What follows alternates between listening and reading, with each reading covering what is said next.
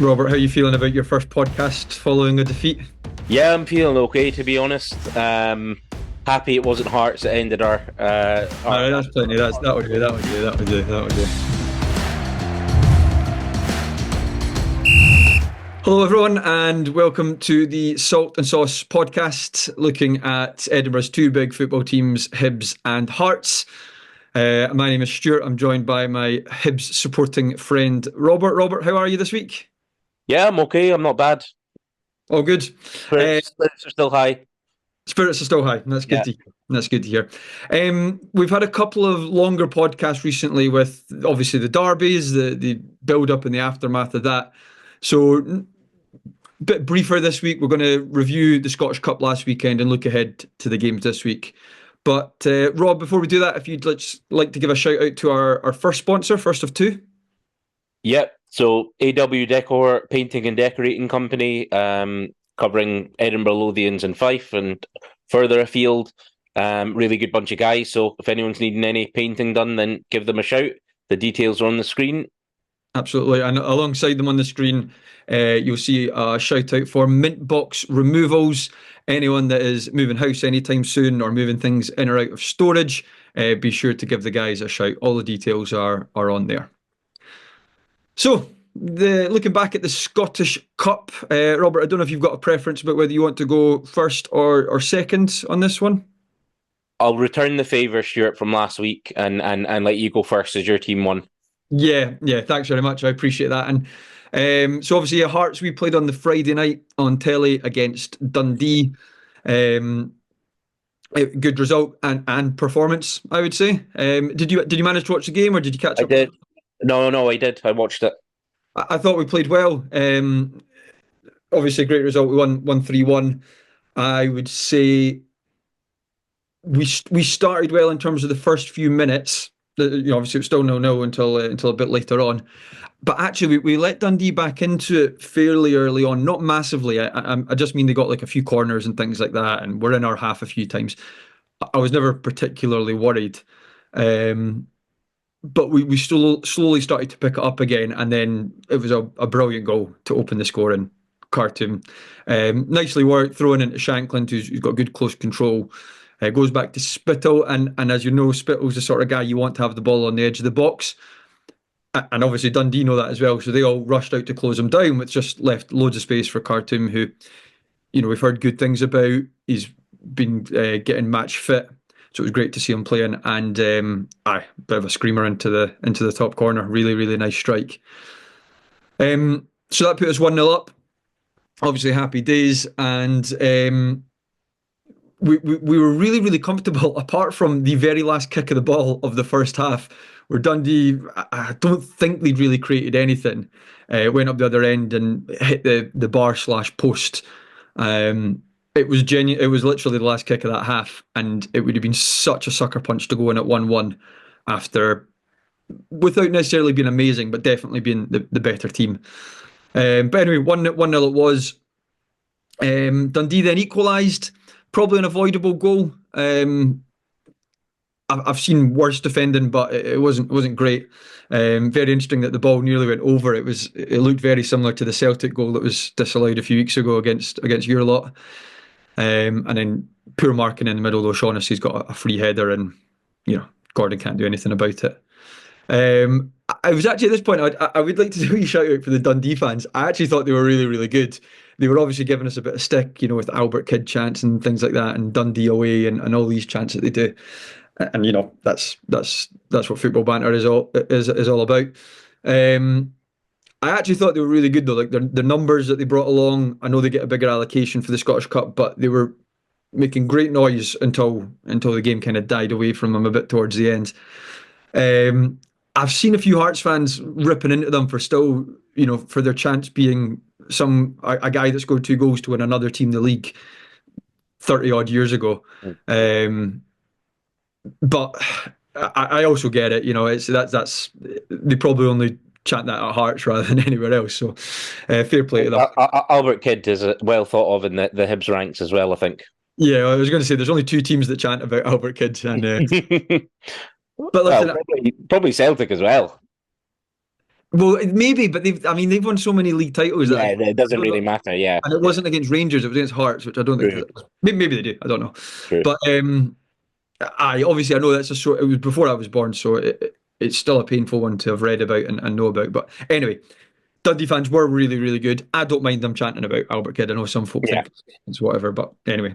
Um, After that 1-1, they should have had a stonewall red card with Mo Silla. Is it Mo Silla? Silla that plays in the middle for them. Did you see that? So no, I Vargas must is have missed that. breaking through. Vargas is breaking through and he hauls him down. When What he's through on goal. well, it's Kabangu that breaks through and someone else that tackles him. But Yeah, I mean, it's the most cynical challenge to yeah, stop a goal scoring chance you'll see. yeah. Um, I don't know how it's not a red, and what I've read since then is that it's because we went up and got a shot in, but that just means that there's advantage, so you don't immediately blow for a free kick. But he still denied a goal scoring opportunity. And so what? And again, what if Kabangu takes a bad touch? Does it become a red card now? I mean, it's a stupid rule if that's the case. Yeah, I think had there been no advantage played, I think the rules are that it would have been a red card. But the fact that he let play go on and that he got a shot away, that kind of, which is, you're right, it's a stupid rule. But I think that kind of No, then removes the need for a red card. you're right. I mean, by the law, but yeah, as you said, I think it's a stupid law Yeah, it's because ridiculous.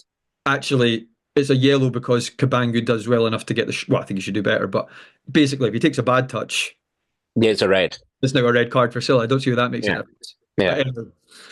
And so that was quite annoying because Silla's one of these guys. He's actually quite effective. He breaks play up quite a lot for Dundee Mm, in the middle, and he was getting in the way of a few things and mm, making a few tackles here and there. But anyway, we got another free kick on the edge of the box. Uh, it's an own goal, but that comes because it's a really good delivery from Spittle. It's flat. It's got a bit of pace on it, and obviously nice to get ex-Hibs man Simon Murray flicking it into the corner. And obviously when that was announced, because you didn't know I was at the game and you didn't know quite what had happened. If it had gone straight, mm. did someone else get a touch? If it was an own goal, who got a touch? And then the announcer said Simon Murray, and it got got a huge cheer. Potato. And then lots of Hibs chanting and all that, cheer up Simon Murray and everything.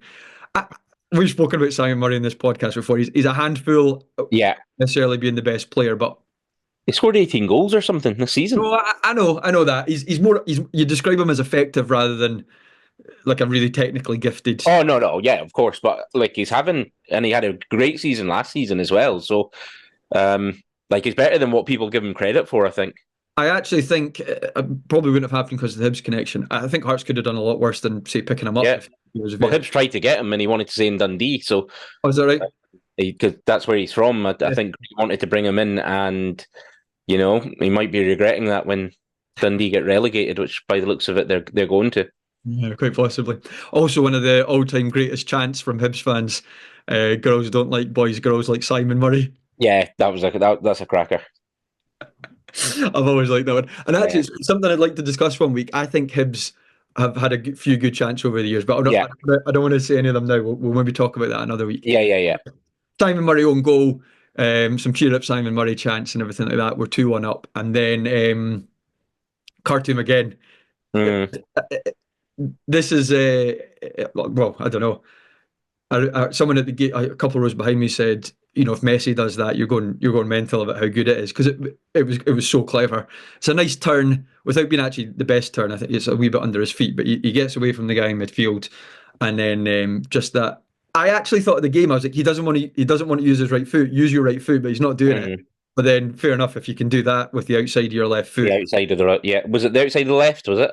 outside of the left, yeah. Yeah, Because, I mean, 99% of players take that on the right, yeah, even if they are left-footed. But whether it was because I've not seen enough of him to know if he just won't use his right foot. yeah.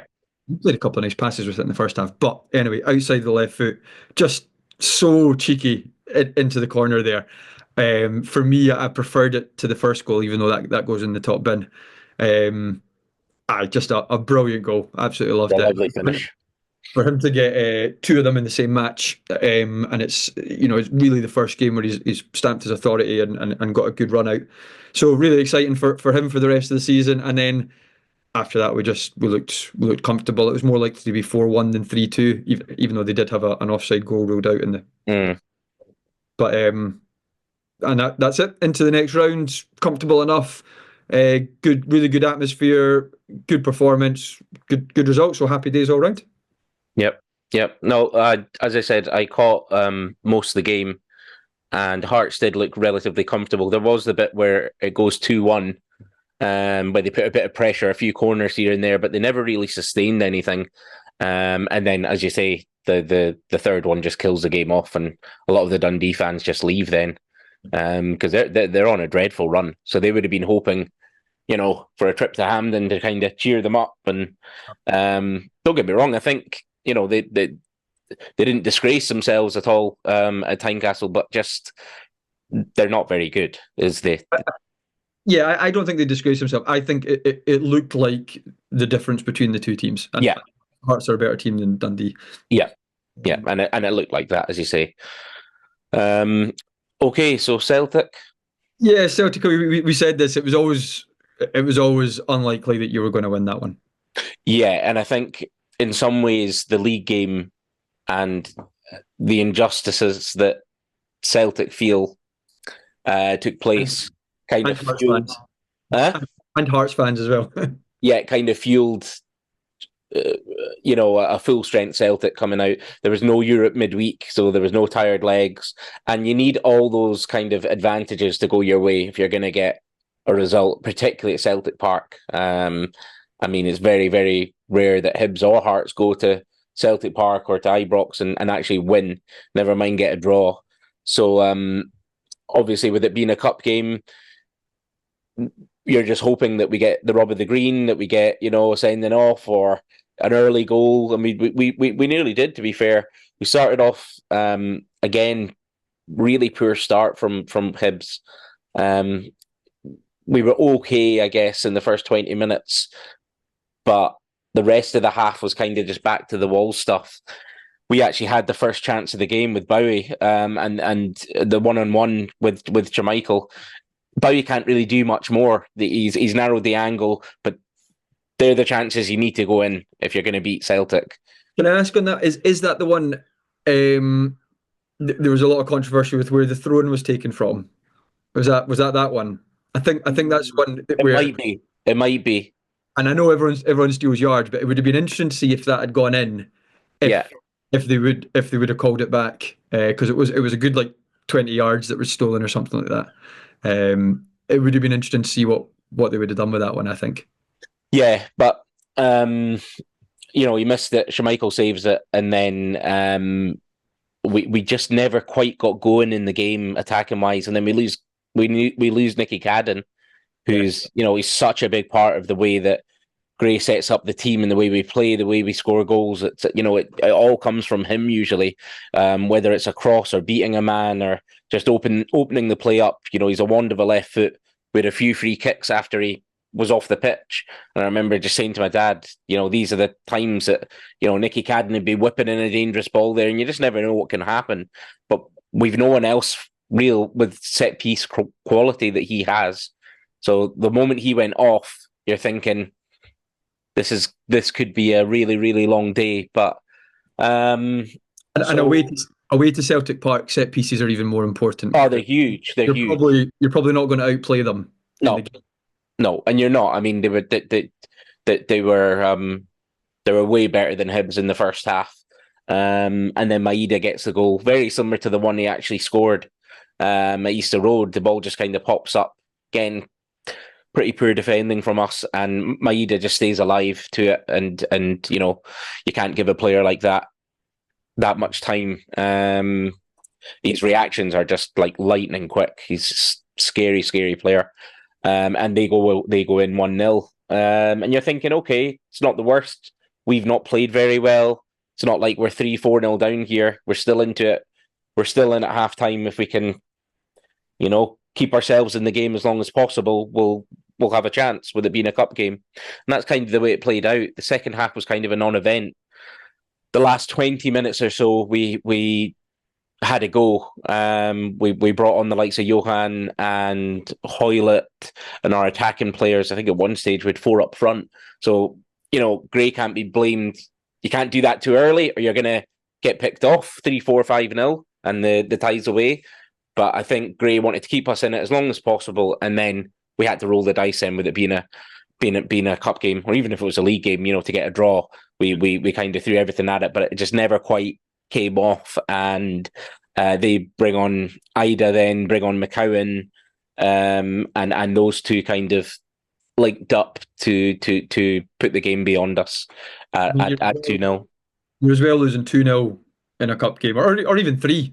If you're really going for it at the end, than just going out with 1-0. And yeah, absolutely. And I was saying to my dad, "Oh, when are we going to kind of roll the dice here?" But we did in the end. And to be fair, had that happened earlier, they would have just picked us off because we were staying as compact as possible, but we just didn't quite. There were too many misplaced passes.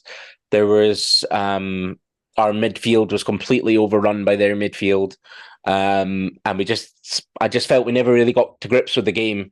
And even if we had, it might not have been enough to get a result, but I just thought we could have perhaps given a better account of ourselves. Yeah. But, you're against the champions, you're against, the best team in the country by a mile who have, as we said before, Champions League quality they've shown this year. And they were going to be very, very difficult to beat. So, the only complaint is that I thought the players themselves could have given a bit more on the day. Too many players off it and bad touches and things like that, misplaced passes. But if your run's going to come to an end, then Celtic away, it's kind of standard. It's to be expected, isn't it? And I guess it's funny. You could have had a day where your players maybe do play a bit better or whatever else, and you actually lose 4-0. Yeah, that could easily happen. And I mean, look, Celtic weren't great, but I think my point is they didn't have to be because Hibs didn't really. We just didn't offer what we've been offering the last few games. Which again is understandable, if players are a bit tired and everything like that, and maybe put loads into the derby and then you're a bit flattered the week after. But as a fan, you're wanting it every game, obviously. But yeah, of course. It was always likely that you were going to go out with that. Fair enough. Yeah, again, the one thing I thought I don't watch Hibs games as intently as I do Hearts games when they're on the telly. You really watch them closely when it's your team. But I remember when I was reading the comments online after it, I thought people were being quite harsh on Hibs. Like some people were saying they were awful. We certainly weren't awful. I don't think you were good, but awful seems harsh. No, we weren't awful. Yeah. Somewhere in between good and awful is probably a fair comment, but awful felt harsh anyway. Yeah, but anyway, when you look at the difference in players, and again, you might make that up in a one-off game as we did at Easter Road, and you get a few things falling your way, and they have an off day, and all your players turn up. That's what you need to kind of even things out to get a result, and there was none of that. They were all business, to be fair. Celtic, it was just a professional performance, and they were going to be really, really difficult to beat. Mm-hmm. And I missed a bit in the interviews at the end when Brendan Rodgers mentioned the financial gap between Celtic and Hibs. I didn't hear that bit come up. I didn't hear that either. Yeah, that's bizarre because he mentioned it at the Bayern Munich game, but he didn't mention it with Hibs. It's funny that. It is funny that. Because Celtic should really be thumping teams every week with who they have. Yeah. Anyway, nice dig in at Celtic and Brendan Rodgers, which is always good fun. And even if they've knocked you out, we've given them a wee dig back in the ribs there. So looking ahead to this weekend, you've got Kilmarnock away. Yes. Not usually a happy hunting ground for Hibs. I don't know whether it's the Astro or what, but we never do well there. I can count on, I think, one hand over the past kind of 10 years the wins we have at Kilmarnock.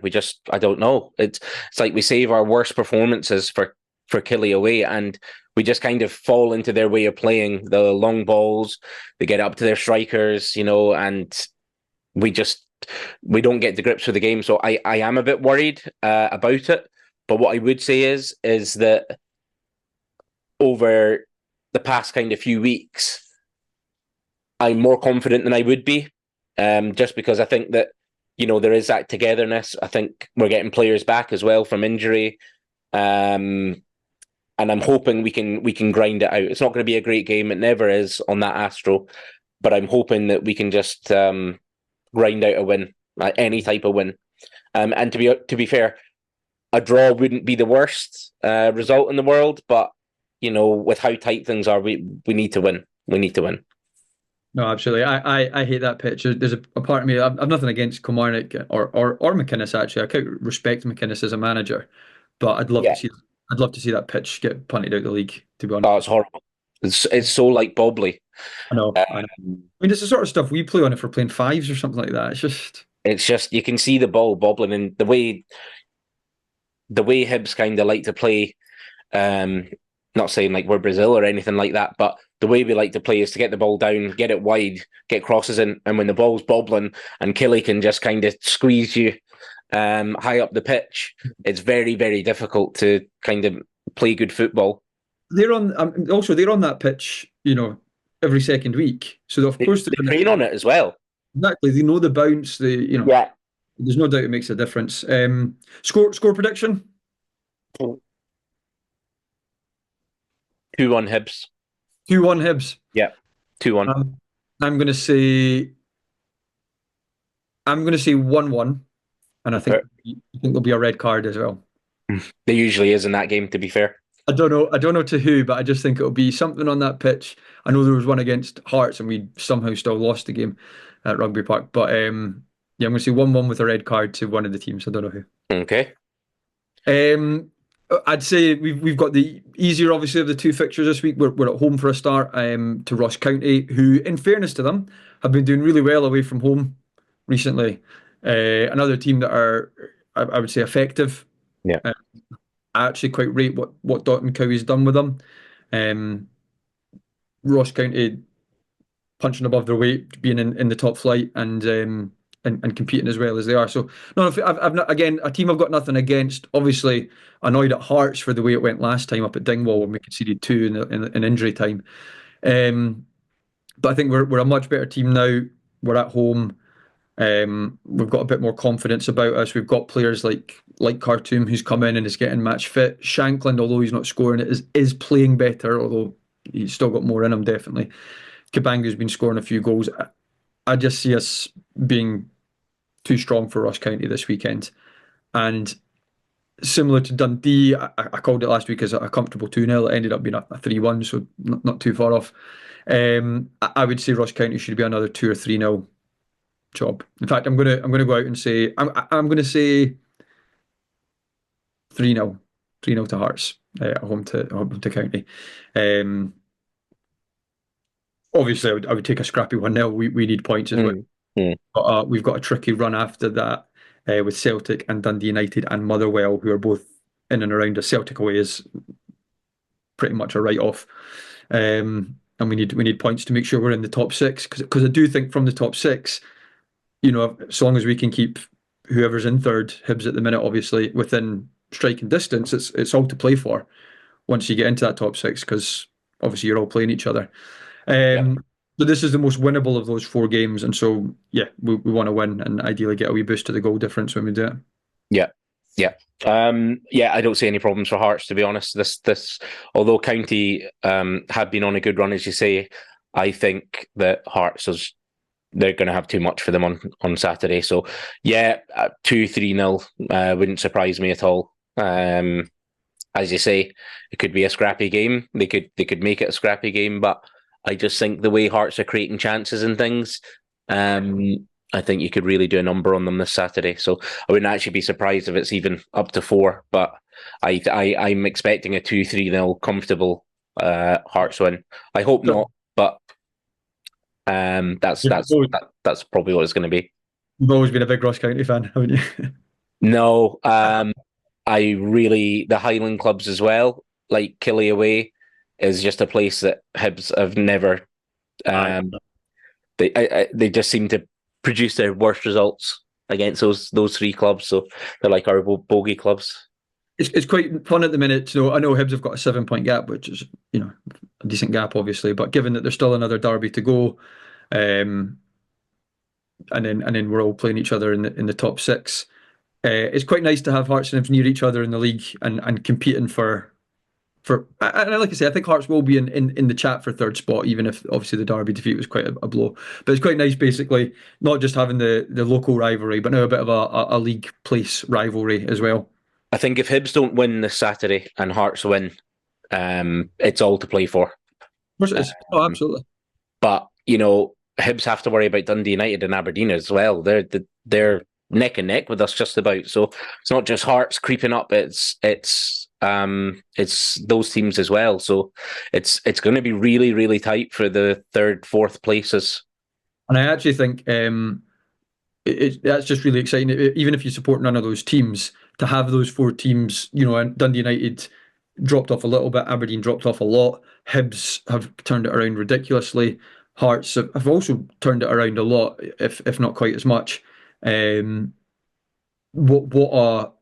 a split that could be after the top six. If that's your four teams that are making up the top six, that could be brilliant, because every week there would be crunch games. I think that is probably going to be the top six. I think. Hope so. I hope so. I think St Mirren and Motherwell are going to miss out. Well, yeah, I would like to think so. But look, don't write St Mirren off. That's us for this week then. Thanks very much, Robert. Always good to catch up. And best of luck to Kilmarnock this week. We've just got someone that wants to say a quick hi on the podcast here. All right, okay. Who is this? She's fixing her hair. Oh, well, she needs to look good. Is it? It's not the wife, is it? No. Come on. Well, I'll do a full-on interview with our special guest. Right, come round. Here she is. Hi, Naomi. Welcome to the podcast. I've got a question for our special guest. Okay. Who is your favourite Hearts player? She's not interested in Hearts. Yeah. Who's your favourite Hibs player? Boyle. Boyle. Good. I think that's plenty for this week. Thanks everyone for tuning in, and we'll see you all next week. See you next week.